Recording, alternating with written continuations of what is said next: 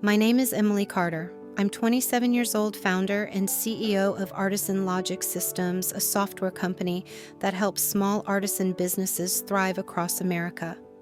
But I wasn't always a tech entrepreneur with multi-million-dollar contracts and a team spread across 3 cities.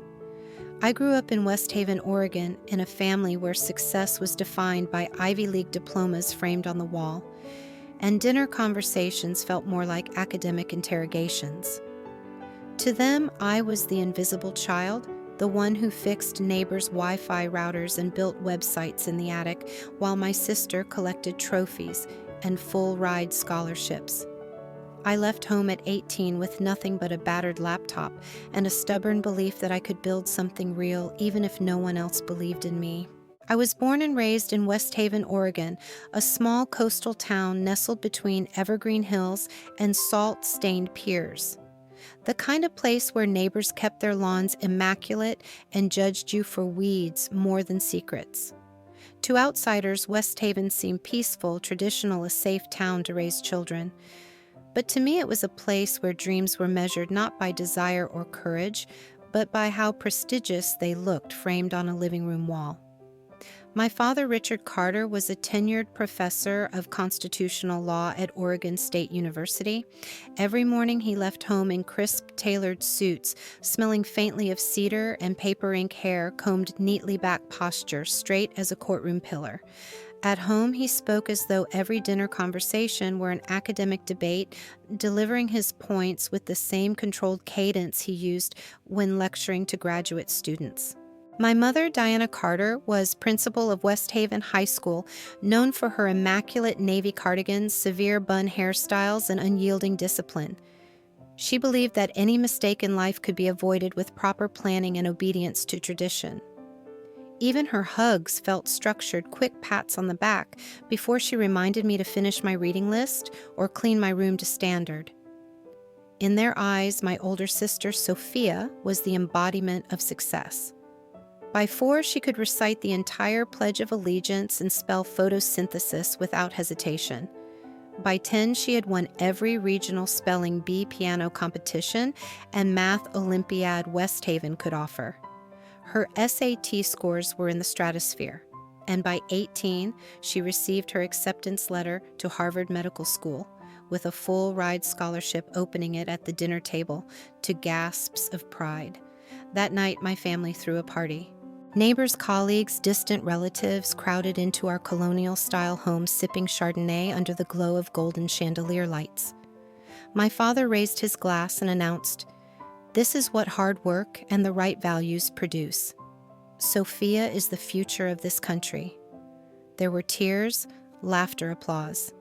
Someone whispered, "She'll be a surgeon by 25.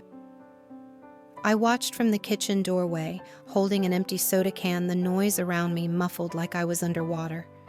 I was 15 then, lanky, with thick-rimmed glasses that slipped down my nose, and hair always pulled into a loose ponytail because my mother said curls looked unprofessional. No one asked where I'd been that day, helping Mrs. Olson across the street fix her Wi-Fi router and updating the firewall on her old Dell laptop in exchange for a homemade peach cobbler. No one noticed the faint solder burn mark on my wrist from adjusting the circuit board of an old modem I found at a garage sale. Their world didn't have a place for people who fix things quietly behind the scenes. To my parents, I was just me, the child with potential that never seemed to focus it properly. My mother often sighed at my math grades, muttering, "Sophia never got below an A," as if each test result was proof of genetic betrayal. My father, when he did pay attention, would scan me with eyes that felt like searchlights, then say something like, "If you spent half the time on your SAT prep as you do on those silly gadgets, you might actually achieve something." At school, teachers greeted me with polite disappointment. "You're Sophia's sister, right?" They'd say, eyes flicking to my frayed hoodie sleeve or the mechanical pencil stuck in my messy bun. I would nod and force a smile while their gaze quickly drifted past me, searching for the brilliance they assumed must be hidden somewhere. I spent most of my evenings tucked away in the attic bedroom, a cramped space with peeling wallpaper and a single window overlooking the neighbor's fence.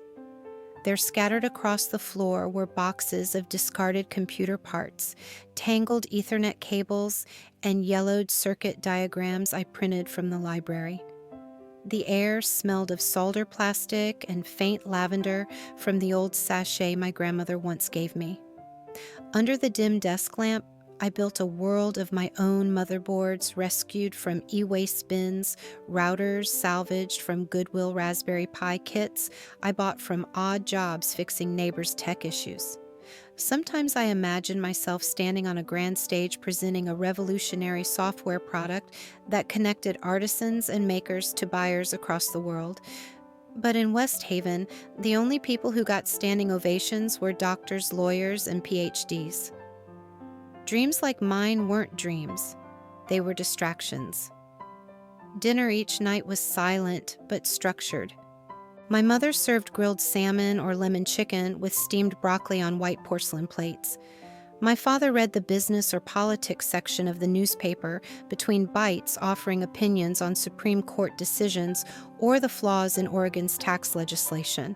Sophia's name was woven into every conversation like golden thread. Sophia's professor said she has natural leadership potential, or Sophia's research team is presenting at the Boston Symposium. And me, the questions were transactional. Emily, are you retaking the math section of the SAT a third time, or have you scheduled your AP government tutoring? Most nights, I simply nodded, swallowing down the quiet ache in my chest with cold water. I stopped trying to explain my small victories, how Mrs. Olson sold her first quilt online because of the website I built, or how Mr. Green's jammed printer started working after I rewrote the driver installation file manually. They weren't the achievements my family wanted to hear. Sometimes I wondered if love in my house was conditional on performance. But mostly I stopped wondering at all, because in West Haven, children were either shining trophies on the mantelpiece or invisible altogether. And I was tired of being invisible. I never hated studying. In fact, I enjoyed dissecting logical proofs or understanding the flow of constitutional case precedents when I had to, but they never sparked that fierce electricity in my chest the way lines of code did. From a young age, I was fascinated not by memorizing theorems, but by unraveling the hidden systems behind every blinking light and clicking button. My first taste of freedom came at 12 when Mrs. Olson's printer jammed for the third time that week. I spent an hour on her worn carpet floor, fingers smeared with toner, as I took apart the rollers and cleared the tiny scrap of stuck paper that no one else could find. When the printer finally whirred back to life, Mrs. Olson gasped in delight and handed me a $10 bill and 2 movie tickets she'd won in a raffle. I walked home that day feeling like I had just conquered an empire. Money in my pocket, a cool breeze against my flushed cheeks, and a certainty blooming inside my chest. This is what I want to do. Solve real problems. Build things that actually work. By 15, I had learned basic HTML and CSS from free online tutorials scribbling syntax notes on the back of my biology worksheets. I used my skills to build a simple website for Miss Martin's flower shop down the street, just a few pages with soft pink headers and an embedded contact form. 3 days after the site went live, Miss Martin got her first online order, a bouquet of sunflowers sent to a hospital 2 towns over. She cried happy tears right there behind the cash register. I walked out that morning with a free cinnamon roll, $25, and the giddy pride of someone who felt seen for the first time. Each small job was a puzzle I couldn't wait to solve. Cleaning viruses from old HP laptops for teachers, setting up Wi-Fi extenders for neighbors, troubleshooting router ports for the local church office. I used my earnings to buy secondhand parts from eBay, stacking battered Dell towers in my room until it looked more like a cramped startup lab than a teenage bedroom. When I finally bought my first oblique PVJ outfit, a sleek navy hoodie with minimalist circuit board patterns, I felt unstoppable, like the founders I watched on YouTube talking about their scrappy beginnings. I walked into the kitchen one Saturday morning wearing it proudly, hoping my parents might say I looked professional. Instead, my mother frowned. "You should focus on your SAT prep. These little hobbies won't get you into Columbia." My father barely glanced up from his laptop as he typed out lecture notes. "If you want to spend your life as some tech support girl fixing people's printers, keep it up, but don't expect a single dime from us." I smiled softly, but it was a forced smile. The smile you wear when you realize the people closest to you have already decided what your worth will be. Each evening, I retreated back to my attic room, pulling my soldering iron out from under piles of college brochures I never opened. Outside West Haven lay quiet under fading orange streetlights. Inside, I built dreams no one else could see: websites, code, libraries, small ideas that flickered to life under my fingertips like distant stars. In that tiny space, smelling of dust and burnt circuits, I felt powerful, even if only for a few hours each night. Because deep down, despite everything they told me, I knew my dream wasn't to chase approval. My dream was to create something real, something that didn't require anyone else's permission to exist. Dinner was always the same in our household: the clinking of polished silverware against porcelain plates, the scent of rosemary chicken drifting through the quiet dining room, and the ever-present silence, thick, heavy, broken only by my father's measured voice. "Emily," he began one evening, folding his newspaper with clinical precision, "your SAT practice scores haven't improved this week. You're retaking the math section again next month." I didn't respond immediately. I had just come back from installing a new POS system for Miss Martin's flower shop, my hands still smelling faintly of thermal paper and solder flux. My eyes flicked up to meet his, but his gaze was already elsewhere, scanning an email on his phone. My mother didn't look up from her planner either. Sophia never needed to retake any section, she said flatly, scribbling something down in her neat looping handwriting. She studied systematically. You just jump from one thing to another like you can't focus on anything real. The word real stung sharper than any slap, as if every late night I spent debugging code, every website I built, every customer I helped, none of it counted in their world. Across the table, Sophia sat with her elbows off the edge posture, perfect, delicately cutting her chicken into uniform pieces. She didn't smirk or gloat. She didn't need to. Her existence alone was enough to cast me in shadow. "Emily," my father continued, his tone dropping to an icy calm, "if you don't get your scores up, you won't get into Columbia or any school worth attending. And without a respectable degree, what exactly do you think you're going to do with your life?" The question wasn't rhetorical. He stared at me, waiting. "I want to build websites, apps, maybe start my own business," I managed to say, voice trembling with a hope I knew was dangerous to reveal. My father's laugh was short and humorless. "Start a business? You think life is Shark Tank? If you want to waste your time on childish hobbies, fine, but don't expect a single dime from us when you end up living in a basement fixing routers for minimum wage." My mother closed her planner with a soft snap. "Your father's right. You're not thinking realistically. We raised you better than this."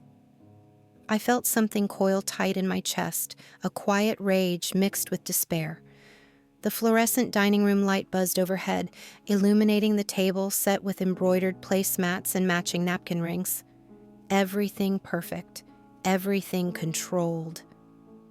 I wanted to scream that real life wasn't about Ivy League diplomas or titles on a door. That real life was watching Miss Martin cry tears of joy at her first online order. That real life was Mrs. Olson hugging me after her Wi-Fi finally worked. That real life was building something that made people's days just a little bit easier. But in our house, dreams like that had no place. Because here, if it couldn't be framed, graded, or ranked, it wasn't worth anything at all.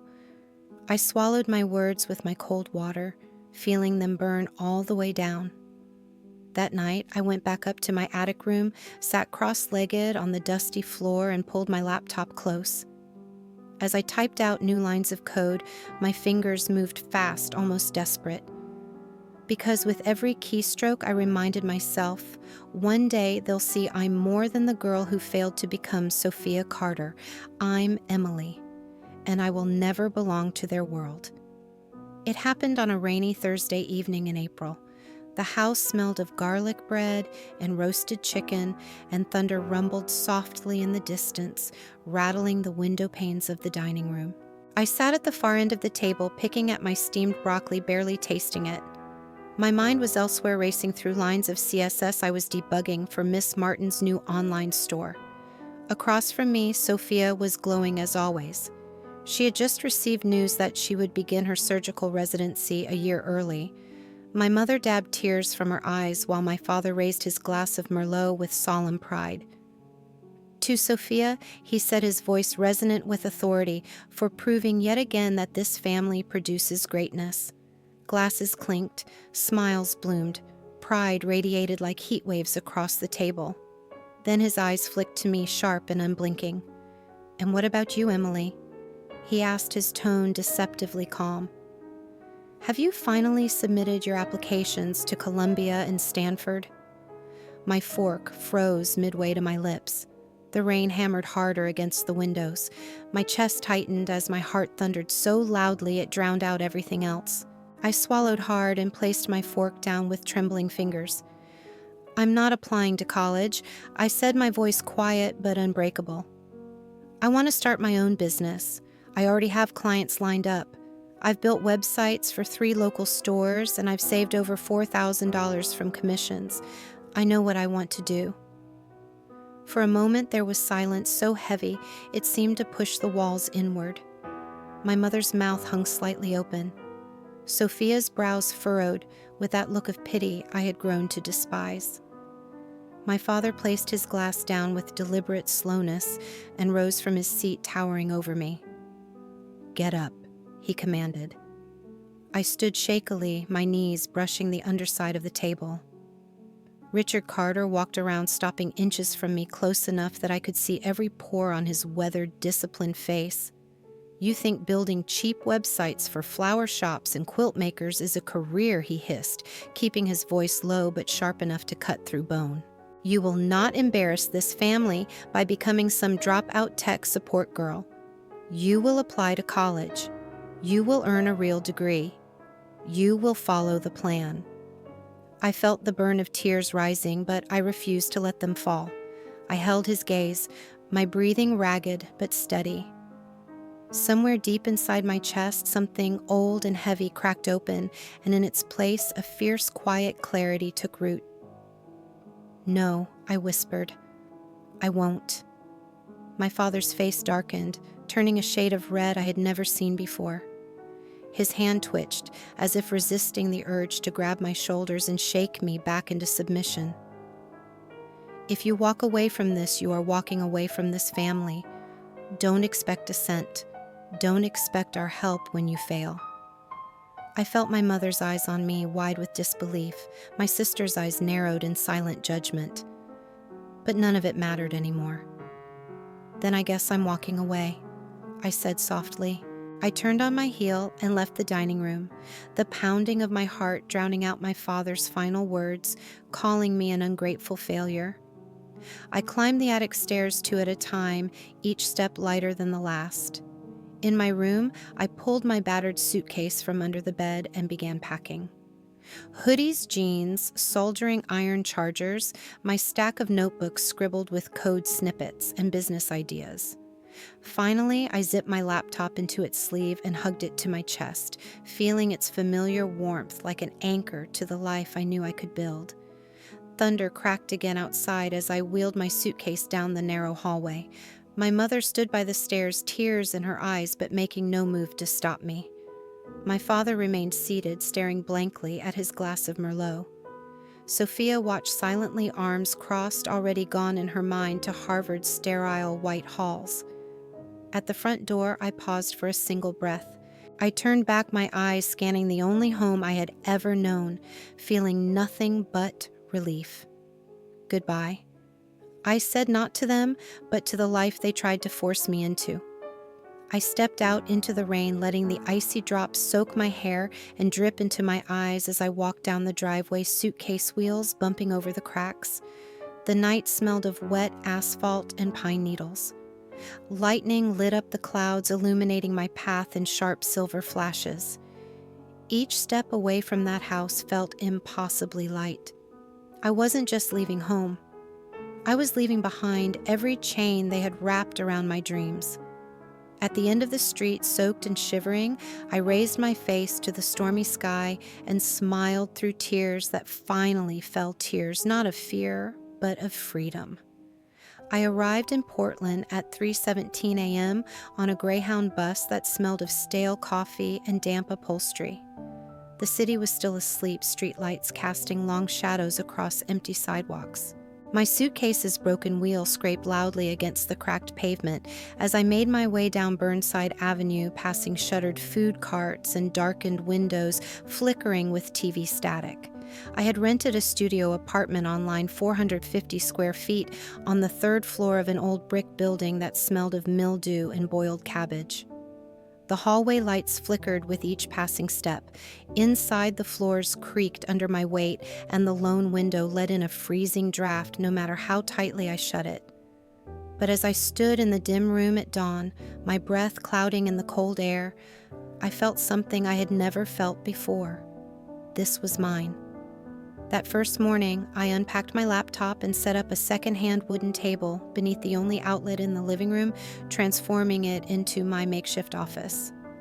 My bed was a thin futon folded in the corner, surrounded by cardboard boxes filled with cables, routers, soldering irons, and a tangle of half-finished circuits. I brewed instant coffee in a chipped ceramic mug and sipped it slowly, staring out at the gray city skyline as the sun rose behind rain clouds. There was no schedule, no bell curve rankings, no silent dinners thick with judgment. Just me, the cold air biting at my ankles and a single clear thought pulsing through my chest. I will make this work. Each morning before sunrise, I coded. I designed website layouts with pastel themes for local shops, wrote product descriptions for artisans selling handmade candles, or pottery learned SEO optimization and Facebook ads targeting from free YouTube channels, and wrote email pitches late into the night under the glow of my desk lamp. I ate cup noodles with raw spinach thrown in for vitamins, boiled eggs sprinkled with cheap salt canned beans heated directly over a portable electric coil burner. My bank account balance shrank faster than I had planned. Each $40 software subscription charge felt like a punch to my ribs. Some nights I cranked the heater to its highest setting to keep away the damp cold seeping through cracked window frames, sitting cross-legged on the thin rug, my laptop warming my thighs as I worked on new features for my Artisan Link platform. Most of my cold emails went unanswered. Some replies were curt. "What college did you attend?" "I didn't go to college," I would type back, my fingers trembling slightly. Those conversations ended abruptly. One bakery owner even replied with a laughing emoji and the words, "Good luck, kid." On days like that, doubt seeped in like icy water under a closed door. I'd sit in the dark after midnight surrounded by empty ramen cups and discarded paper drafts, staring at the blinking cursor on my screen, wondering if my father had been right all along. That no matter how many hours I worked, I would never outrun their expectations of my failure. But each dawn, I woke up and opened my laptop again. Because for the first time in my life, failure felt like mine to own, not something imposed on me by others, but something I could learn from, pivot from, and grow through. After 2 weeks, I landed my first official monthly retainer. Josie, a soap maker, agreed to pay me $50 a month to manage and update her small online store. 3 days later, Walter, an elderly woodcarver from a nearby town, called and asked if Computer Girl could help him upload photos of his hand-carved oak bowls for sale. He misheard my name as Amelia, but he still mailed me a check for $30 with a handwritten note. "Thank you for helping an old man share his craft. That check sat pinned to the corkboard above my desk for months. Whenever fear threatened to drown my resolve, I would trace my fingers over Walter's shaky handwriting and remind myself someone out there believes in what I can do. At night, lying on my thin futon under a single scratchy blanket, the city lights flickering against the ceiling like ghosts, I whispered quietly to the dark, "This is only the beginning." And I believed it with every beat of my defiant, unbreakable heart. 3 months passed in a blur of cold dawns and sleepless nights. I woke each morning before the sun rose over Portland's damp rooftops, my breath forming pale ghosts in the freezing apartment air. I worked 16 hours a day chasing every client lead, rewriting lines of code until my fingers cramped, sending out dozens of cold emails that vanished into silence. Each rejection cut deeper. Some shop owners politely declined, saying they couldn't afford my services. Others dismissed me outright. No degree. Sorry, we're looking for someone with real qualifications. My bank account balance dipped below $200. My fridge held only a carton of eggs, half a jar of mustard, and 3 bottles of discount electrolyte drinks I bought on clearance. Most nights I ate dry noodles straight from the pack, washing them down with lukewarm tap water because boiling water felt like a luxury I hadn't earned. One evening in late January, rain lashed against my apartment windows with relentless force. I sat curled on the floor, my laptop balanced on my knees, staring at my financial spreadsheet. Expenses glowed in angry red cells. Hosting fees were due in 2 days. Rent in 9. My hands trembled as I pressed my palms against my eyes, fighting tears. Maybe Dad was right, I thought bitterly. Maybe this is just a childish fantasy. Maybe I'm not cut out for this. I wanted to call my mother just to hear a familiar voice, but the last time I did, her words had sliced straight through me. If you're still refusing to go back to school, don't expect anyone to be waiting for you here. That night, I sat in silence for hours, listening to the hiss of the radiator and the ticking of the old wall clock that never quite kept time. I imagined myself giving up applying to community college, returning home with an apologetic smile and empty hands. The thought made my stomach twist with nausea. I didn't want to go back to being invisible. The next morning, as I scrolled numbly through local business forums searching for part-time cashier jobs, my tired eyes caught a small announcement: free small business meetup, downtown library, February 2nd, 6:00 p.m., featuring Marissa Bennett, founder of LedgerWave. I had heard the name before. LedgerWave was a small business accounting software company making quiet waves across Oregon. Marissa Bennett was known as the founder who built her empire from a kitchen table. I hesitated. My bus card had only $4.20 left, barely enough for a round trip. My chest tightened with shame. But something deep inside whispered, "If you don't go now, when will you?" That evening, I pulled on my cleanest jeans, a gray hoodie, and my worn black Converse shoes. The library conference room smelled faintly of old books and burned coffee. Folding chairs were arranged in neat rows, occupied by middle-aged store owners, college business students, and young dreamers, just like me. Marissa Bennett stood at the front, silver hair tied back in a sleek ponytail, wearing a simple navy sheath dress with a charcoal blazer. Her eyes were sharp but kind as she spoke about scaling a product, finding market fit, and understanding what customers truly want. I scribbled furious notes in the margin of my old calculus notebook, my pen scratching so quickly I tore the paper twice. My pulse raced as Marissa described pivoting a failing product into a B2B platform. Every word lit up a small, flickering bulb inside my chest. When the QA ended, people gathered around Marissa, eager to network. I lingered at the back, wringing my hands, heart pounding so hard it made my vision pulse. As the room emptied out, leaving only volunteers stacking chairs, I forced myself forward. I nearly dropped my homemade business card from sweaty fingers as I extended it toward her. "Hi, I'm Emily." I stammered, my voice so quiet I wasn't sure it carried. I run a very small platform that helps artisans sell online. No degrees, no funding, just real clients, small revenue. I don't know if this is anything worth mentioning. Marissa studied me for a moment, scanning my tired eyes, shaking hands, and trembling voice. Then she smiled softly and extended her hand. "Do you have customer data?" she asked, her tone calm but direct. I nodded frantically. I flipped open my laptop right there on a stack of folded chairs, showing her my orders spreadsheet, 2 soap orders. Last month, 5 candle orders. This month, my commission earnings website analytics user heat maps. Modest, but real. Marissa scrolled silently, her manicured finger tracing each column. After a minute, she looked up, eyes gleaming with quiet certainty. "You're focusing on too many single artisans," she said. "Instead of selling soap bars one by one, why not sell your order management system to 50 craft stores at once? You already have the model. Now it's time to pivot to B2B. My breath caught in my throat.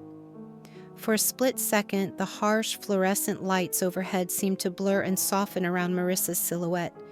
Tears pricked at the corners of my eyes, but I blinked them away quickly, terrified of seeming childish. "Thank you," I whispered, my voice cracking despite my efforts. I didn't know where to go from here. Marissa smiled, placing a warm, steady hand on my trembling shoulder. "Now you do," she said simply. That night I walked out into the freezing February air, my thin hoodie soaked instantly by icy drizzle. But for the first time in months, I didn't feel the cold. My chest burned with something far stronger hope. I didn't sleep that night. I returned to my small apartment with rain dripping down my sleeves and set my laptop on the rickety wooden table, eyes blazing with a determination that drowned out exhaustion. Marissa's words echoed through my mind. "You don't need more individual sellers. You need B2B clients." By dawn, my tiny living room was strewn with scribbled wireframes, post-it notes stuck to the cracked walls outlining new feature modules, and half-empty mugs of black coffee. The faint lavender scent of my old sachet mingled with the acrid smell of soldering flux and burnt dust from my laptop's overheating fan. I opened a blank document at 4:15 a.m. and typed out a single line in bold all caps: "Artisan Logic Systems, the future of craft business management. Rustic cart." My old brand suddenly felt too small, too naive a name for hobbyists, not businesses. I needed an identity that spoke to seriousness and scale. I chose Artisan Logic Systems, a name that combined heart and intelligence, craftsmanship, and technology. For the next 6 weeks, I averaged barely 3 hours of sleep a night. I rewrote my entire back-end framework using a more scalable architecture, redesigned the user dashboard for B2B functionality, and built out an inventory management module that allowed stores to track stock across multiple locations in real time. Each morning before sunrise, I brewed my bitter instant coffee, wrapped myself in a blanket against the icy drafts, and coded until my fingers went numb. By day, I refined my pitch deck, reading every free online resource I could find about B2B sales pipelines, SaaS onboarding, and small retail pain points. By night, I sent cold emails to independent craft store owners across the West Coast. My pitch: simple but confident Artisan Logic Systems can streamline your inventory, manage orders faster, and help you sell more without hiring extra staff. Let's talk. Most ignored me. Some replied with short dismissals. "We're fine with pen and paper, thanks." But I refused to let rejection drown me. Each morning, I woke up to my cracked phone screen alarm buzzing at 5:00 a.m., took a deep breath, and whispered to myself, "No one else is coming to save you. Build it anyway." By mid-March, my persistence paid off. 2 small chains signed on for monthly software subscriptions: Maple Pine, a handmade pottery cooperative with 3 stores; Hearth Willow, a rustic home goods boutique with 2 locations. The combined contracts totaled $1,400 per month. To anyone else, it was pocket change. To me, it meant food security, rent paid on time, and enough left over to finally fix the broken wheel on my suitcase. I reinvested every dollar into the platform. I upgraded my hosting plan to handle more users without downtime.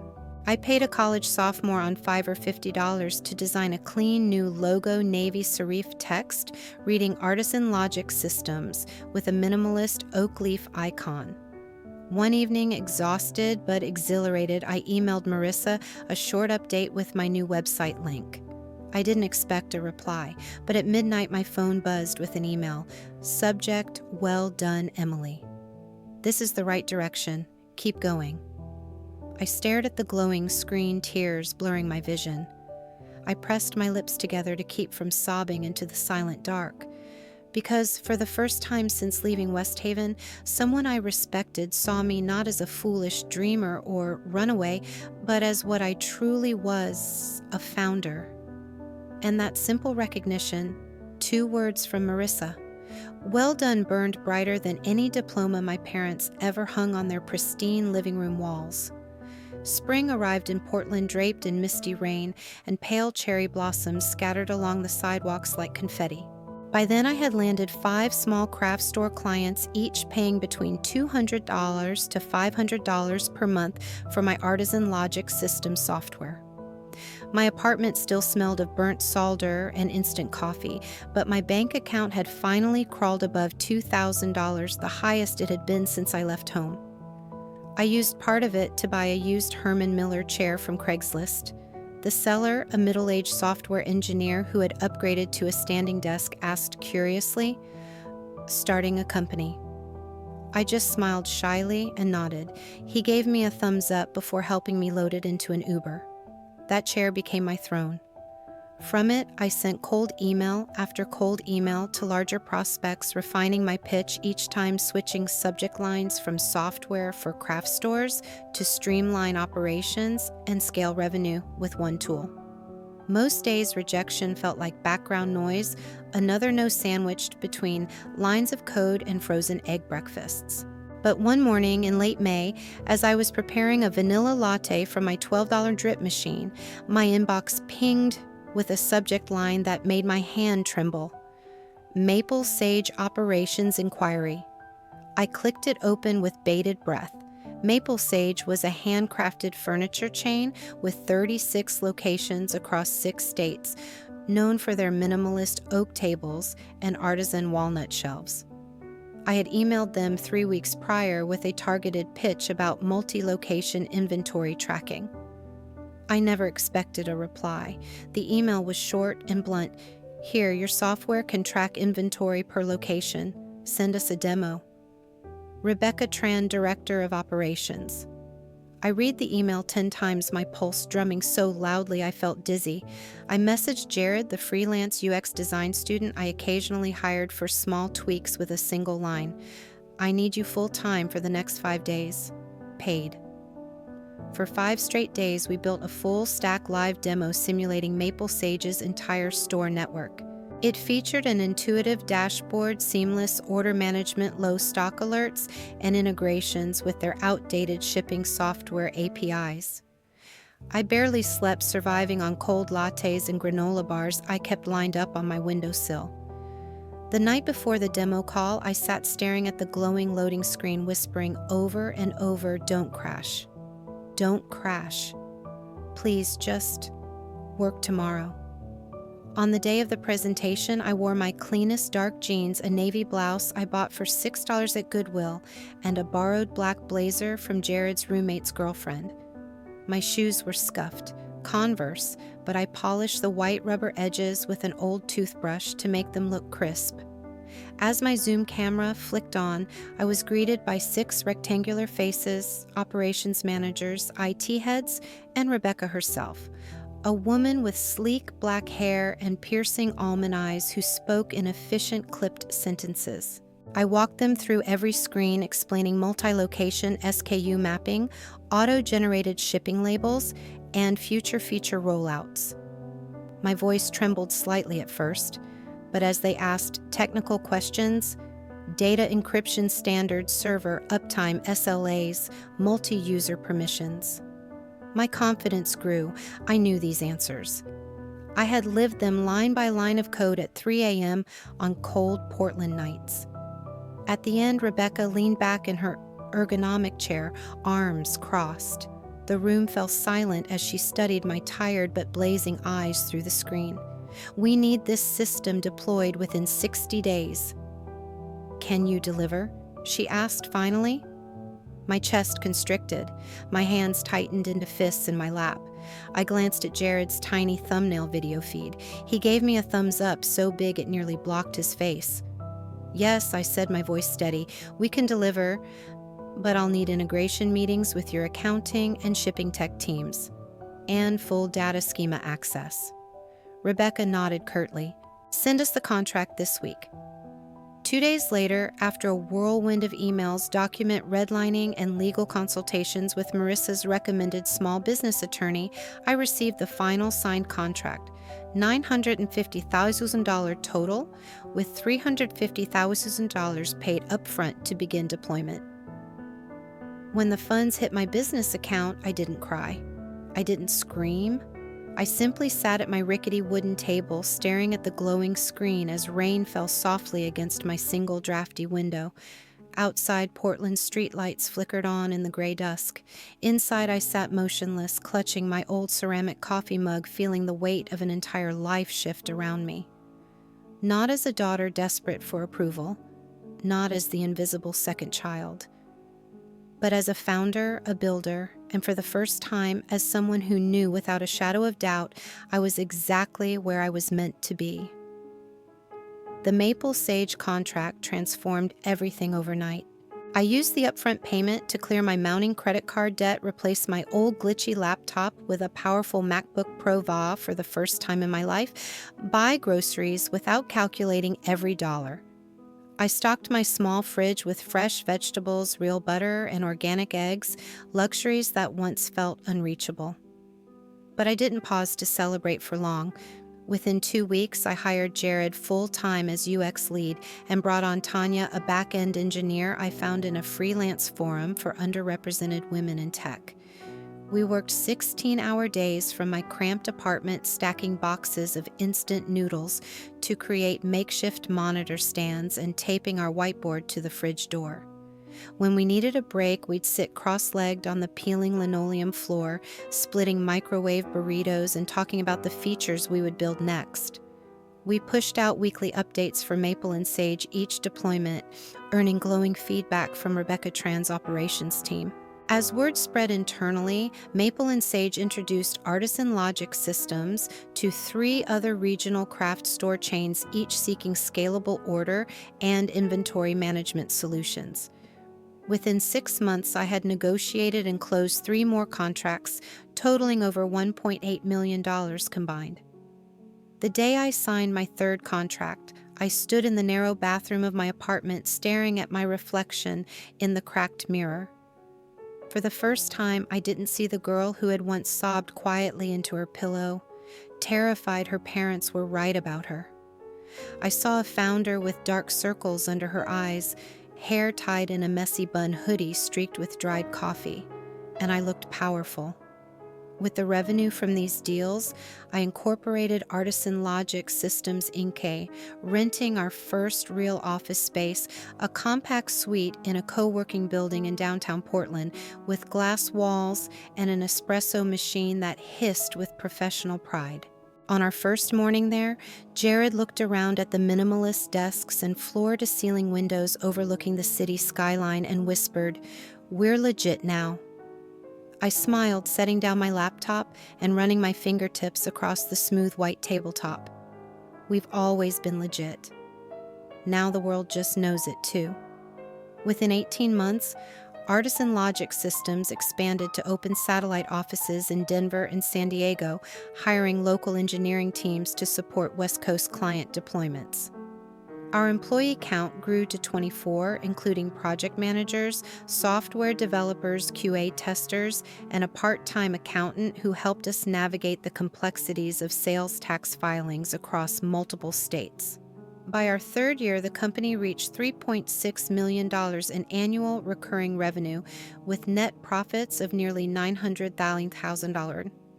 Our software evolved from a simple inventory and order management system into a comprehensive ecosystem integrating real-time multi-location stock tracking, automated shipping label generation with major carriers, customer behavior analytics dashboards, smart restocking algorithms predicting peak sales periods. I began receiving invitations to speak at regional tech conferences. At first, I declined them all, too focused on product development. But one email caught my attention: Subject Women in Tech West Coast Conference Keynote Invitation. Marissa texted me shortly after, "Say yes. The world needs your story." And so that October, I stepped onto a grand stage in San Francisco, bright lights blazing down on my black blazer and simple navy shift dress. My voice trembled at first, but as I spoke about my journey from the attic bedroom in West Haven to multi-million-dollar contracts, the crowd fell silent, hanging on to every word. When I finished, thunderous applause erupted, echoing through the hall. After my talk, a man in his 50s approached wearing a sleek gray suit and wire-rimmed glasses. He handed me a business card with both hands. "I'm Michael Davis, Chief Strategy Officer at Bright Access Ventures. We've been following Artisan Logic's growth closely. If you're open to an M&A conversation, we'd like to make an offer." I took the card with a polite smile. That week alone, I received 3 acquisition proposals, the highest valuing Artisan Logic at $72 million. When Jared heard, he blurted out, "If you sell, I'll support you, but please don't. We're not finished yet." I looked at our development roadmap pinned across the office wall, covered in colorful sticky notes, outlining our next features and market expansions. I knew exactly where we were and where we were going. I declined all 3 offers, not because the money wasn't enough, but because Artisan Logic wasn't just a company. It was proof of my choice, the path I carved out of rejection, cold nights, and quiet defiance. Selling now would have felt like sitting at my family's dinner table again, nodding in defeat under their silent judgment. No, I wasn't here to prove them wrong anymore. I was here to build something that lasted, something that mattered not for them, but for myself, my team, and every quiet dreamer who thought they'd never be enough. And as I sat at my sleek new office desk that evening, overlooking Portland's golden skyline, I smiled softly to myself, feeling that same fierce certainty I felt at 12 years old with toner-stained fingers and a jammed printer finally printing again. This is just the beginning. Despite Artisan Logic's explosive growth, my life remained small and quiet. I lived alone in a modest Beaverton apartment, drove my old silver Subaru with a cracked rear light, wore plain hoodies and black jeans, my hair always twisted in a loose bun. Clients often mistook me for a junior developer until I walked into meetings laptop in hand and introduced myself as founder and CEO. When asked about my work, I'd shrug and say I build small software tools for craft stores because for me, humility was armor, not performance. Back in West Haven, my parents still believed I was a drifting dropout, fixing routers and basements. Their calls were perfunctory updates about Sophia's endless accomplishments, new surgical papers, buying a 5-bedroom Seattle house, the twins' acceptance into advanced Mandarin daycare. Every call ended the same: "Have you reconsidered college yet?" I would smile softly at the phone. "Not yet, Mom. I'm doing okay." But beneath that quiet, I was keeping them afloat. After my father's layoff and discovering their overdue mortgage and unpaid medical bills, I set up Spring Hill Holdings through my lawyer to pay their mortgage monthly under the guise of an education nonprofit grant. My father bragged to neighbors about being chosen to honor regional educators. Through another shell company, I paid him $2,000 a month for a fake civic education manuscript. And when Sophia couldn't afford daycare after her C-section, I arranged 2 $9,500 scholarships under the Northwest Infant Potential Development Fund. Sophia posted on Facebook, "It's a miracle. God always provides." I read it, smiled dryly, and approved the wire transfers for the following month. Over 4 years, I spent more than $120,000 supporting them. All legal, all anonymous, because to me, love was silent. Until Thanksgiving. Rain pounded West Haven as I drove a rental Corolla back to my childhood home in an old black coat laptop bag slung over my shoulder. Dinner was mechanical, my mother plating turkey efficiently, my father reading the business section, Sophia scrolling her phone under the table. After the toast, my father gave his annual speech praising Sophia's brilliance and Matthew's devotion. Not a word about me. I sat silently, eyes tracing the embroidered tablecloth pattern, then stood abruptly. "I'd like to share something today." The room stilled. I pulled a thick folder from my bag, laying it calmly on the table. On top was TechBridge Weekly's cover, Emily Carter, founder, CEO of Artisan Logic Systems, the software platform reshaping America's artisan market. My father flipped through it, eyes scanning in disbelief. "Where did you get this?" he demanded. I met his gaze. "From my life. Artisan Logic employs over 60 people across 3 cities. Last year, revenue passed $3 million. I set up Spring Hill Brightstone and the daycare scholarships. I've supported this family for years." Silence. My father set the magazine down with a thud. "You're making this up. College dropouts don't build million-dollar software companies. Don't insult our intelligence." Sophia scoffed. "You write code in pajamas and call yourself a CEO? That's laughable." I felt tears sting but didn't let them fall. I inhaled deeply. I stayed silent because this family needed its illusions. But I'm done hiding who I am. My father slammed his fist on the table, plates rattling. "Enough. You're a fraud, a disgrace." I stood tall. My voice didn't tremble. "So that's it. You don't want to know me, only your version of me? Fine." I gathered the folder back into my bag. As I turned, my mother grabbed my wrist weakly. "Emily, what about next month's support?" Tears finally spilled as I looked at her, voice soft but unwavering. "People who see me as a disgrace don't get to live off my money anymore. As of today, it ends." I walked out into the cold drizzle, soaking my coat, each drop feeling impossibly light. For the first time in my life, I wasn't leaving in shame. I was walking away in freedom. I left West Haven the next morning before dawn. My rental car headlights sliced through the coastal fog as I drove to Portland International Airport, in silence, hands gripping the steering wheel so tightly my knuckles whitened. At 6:15 a.m., my flight lifted off, carrying me away from the rain-soaked Oregon sky I once thought I belonged to. But not anymore. I landed in Clearwater, Florida by early afternoon. 3 years prior, I had bought a small vacation home there, a modest 3-bedroom stucco house with a terracotta roof, white shutters, and a backyard lined with grapefruit trees and lavender bushes. Until then, it had been nothing more than an escape from the whirlwind of work. This time, it became my new beginning. On my first morning, I threw open every window, letting the salt breeze sweep through stale air scented with old cleaning products. I spent the week clearing out tacky vacation rental decor, faux antique side tables, generic beach-themed prints, faded rattan lamps. I hired Elena, a local interior designer, to transform the house into a true home, clean, grounded, and bright, with open shelves lined with hand-thrown ceramics and airy linen curtains that swayed softly in the Gulf breeze. Meanwhile, Artisan Logic Systems quietly expanded with my relocation. I rented a sleek 9th-floor suite in Clearwater's West Bay District business complex, floor-to-ceiling windows, overlooking turquoise water's dark walnut floors gleaming under warm Florida sun. Jared, Rachel, and Dominic from Portland volunteered to relocate, eager to build the company's new chapter.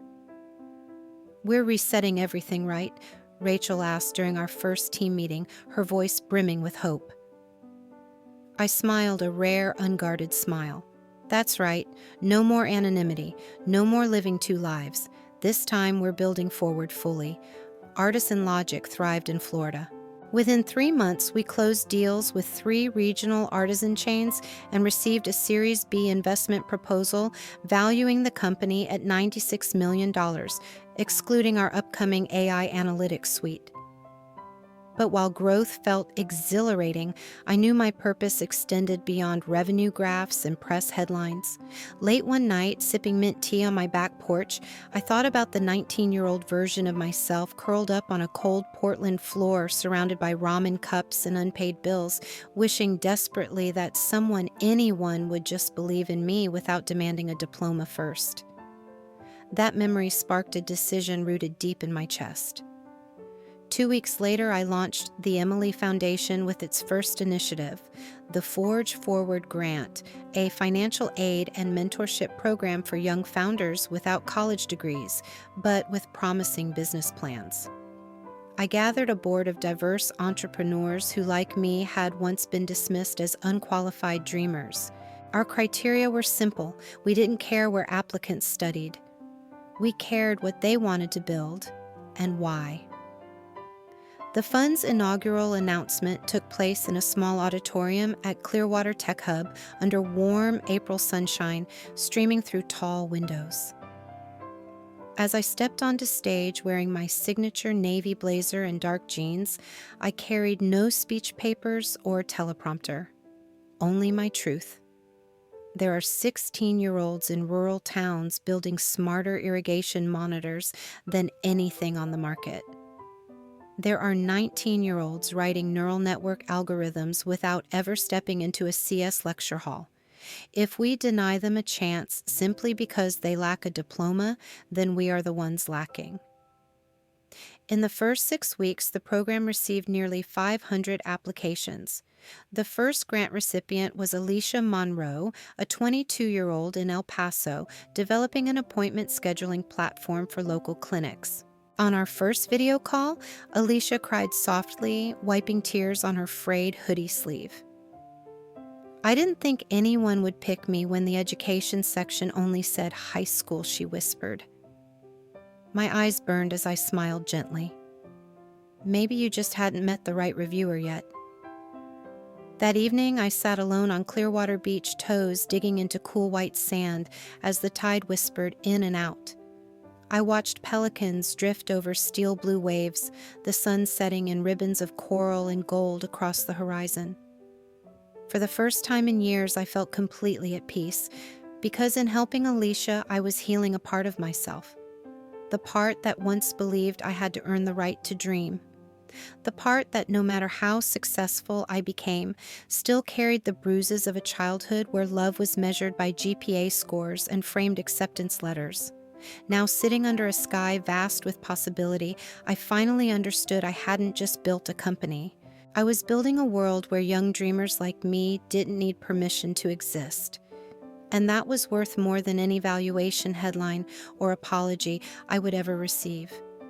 Summer in Clearwater was bright and humid, the kind of heat that clung to my skin and slowed my thoughts into softness. I spent my mornings in the Artisan Logic office, my afternoons mentoring Forge Forward grant recipients, and my evenings walking barefoot along the shoreline, letting the salt breeze whip strands of hair across my face. One Sunday afternoon, while watering the lavender bushes in my backyard, my phone buzzed with an unfamiliar number. I almost let it go to voicemail, but something in my chest told me to answer. "Hi, it's Mom," came the hesitant voice on the line. There was a tremor I hadn't heard before. "Your father and I were planning to visit Florida next month. We were wondering if we could see you." I paused, staring at the small purple flowers nodding in the breeze. I swallowed, my throat tightening. "In what capacity do you want to see me?" I asked calmly. "As the dropout daughter you once cast out, or as the CEO you can no longer ignore?" There was a long silence. Then my mother spoke, her voice quiet as a confession. "As my daughter. Just my daughter, if you'll allow it." I didn't answer that day. I needed time not to forgive, but to decide if there was anything left I even needed from them. 3 weeks later, I chose a small coffee shop by the Clearwater Pier with wicker chairs and a view of the ocean glittering under a cloudless sky. I arrived early, ordered an iced Americano, and sat waiting as gulls swooped and children's laughter echoed down the boardwalk. At exactly 9:00 a.m., my parents arrived. Richard Carter walked more slowly than I remembered his hair, now completely white. Diana wore a pale blue floral dress, her posture still straight, but her eyes softer lined with exhaustion and time. They sat down awkward in the sunshine. For a full minute, no one spoke. I sipped my coffee steady as the tide rolling against wooden pilings. Finally, my father cleared his throat. "I read your recent interview in Founders Weekly. What you've built, it's impressive." I nodded once, unsmiling. "Thank you." My mother reached across the small table, her fingers brushing my wrist with hesitant gentleness. "It took us too long to understand you never needed to be anyone's copy." I met her eyes, unblinking. "Don't say it if it's not true. I didn't come here for another polished speech." Her hand fell back to her lap. Tears glistened in her eyes, but didn't fall. My father inhaled shakily, looking out at the sunlit water. "You once asked me if I didn't see you as the pride of this family, then what was I seeing?" His voice cracked. "Today I want to answer. You were proof that I was wrong."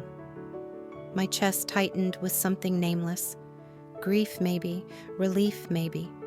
I looked at them, these two flawed, aging people who shaped me with both love and deep harm, and for the first time I felt no anger, only a quiet, unbreakable boundary forming around my heart.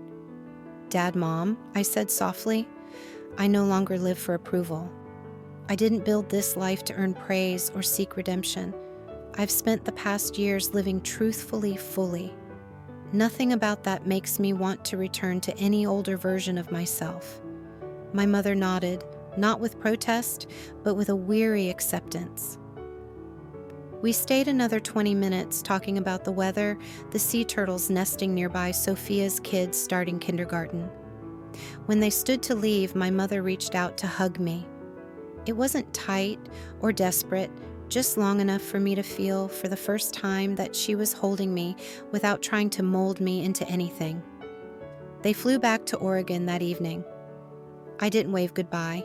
I watched their Uber drive off, then turned toward the pier where Forge Forward's next mentorship event was gathering under white canopy tents. That night at my weekly backyard dinner, I sat under string lights glowing like captured stars. Around the long wooden table sat Caleb, Jared, Rachel, and 4 Forge Forward founders I was mentoring that season. We shared fresh bread-grilled shrimp and bottles of chilled Pinot Grigio laughter and soft conversation weaving into the humid Florida night. At one point, a young woman named Lena, a grant recipient building an eco-friendly packaging startup, turned to me and asked, "How did you know it was worth it? Walking away from everything safe, everything familiar. How did you know?" I set down my glass, looked around at the glowing faces of my community, and felt a warmth spread through my chest like dawn. "I didn't know," I said softly. "I just decided even if the world never accepted me, I would no longer reject myself." The table fell silent for a moment, the only sounds the cicadas in the trees and the distant hush of waves against sand. Then Lena smiled, eyes bright with tears, and whispered, "Thank you." My story isn't just about building a company from scratch. It's about daring to choose myself even when the people I loved refused to understand who I was. Because sometimes the bravest thing you can do is walk away from the life others designed for you and build one rooted in your own truth. Healing doesn't always come wrapped in apologies or acceptance. Often it arrives the moment you stop waiting for them. And success. It isn't about trophies, degrees, or headlines. It's about waking up each morning knowing I'm living my life on my own terms, freely, honestly, without fear. What about you? If no one ever approved of your dreams, would you still have the courage to live them anyway?